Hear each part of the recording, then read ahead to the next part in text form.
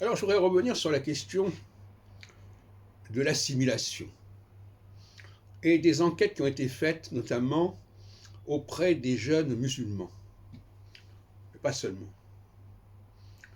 Je crois qu'on a tort de ne pas distinguer le discours des garçons et le discours des filles.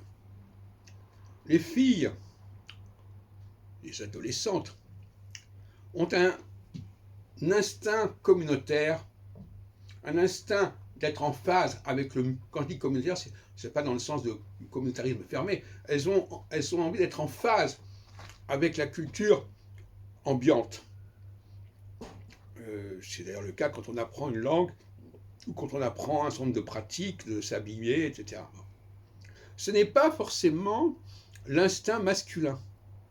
L'instinct masculin, il est dicté par un autre programme, un autre logiciel, qui veut que l'individu se méfie de ce conformisme. Il se défie de ce conformisme et il va chercher en lui-même ses propres repères au lieu de les chercher à l'extérieur.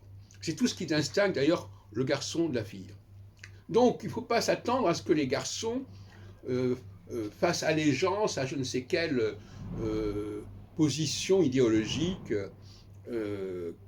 aussi bien à l'intérieur d'une communauté qu'à l'extérieur. Et donc, là, il y a une erreur d'analyse sociologique qui est grave. Les garçons sont programmés pourquoi? Ça, c'est tout le système du plan.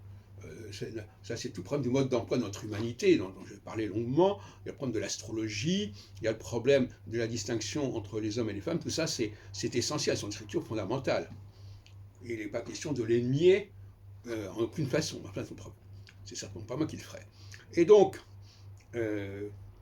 par exemple, je vais donner mon exemple personnel.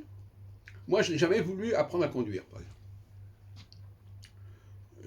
Et je disais, je n'ai pas été pris par cette espèce de conformisme qu'on a quand on a 16, 17 ans, 18 ans. J'étais déjà en résistance par rapport à ça. Mais ça, c'est typiquement masculin.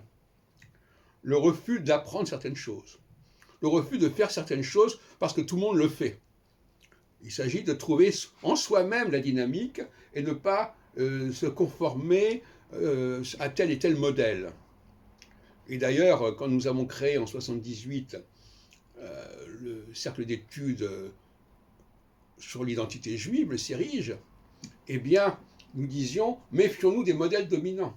C'est-à-dire que déjà, c'était cette idée qu'il fallait exister en dehors du surdéterminisme de la synagogue ou du surdéterminisme d'Israël.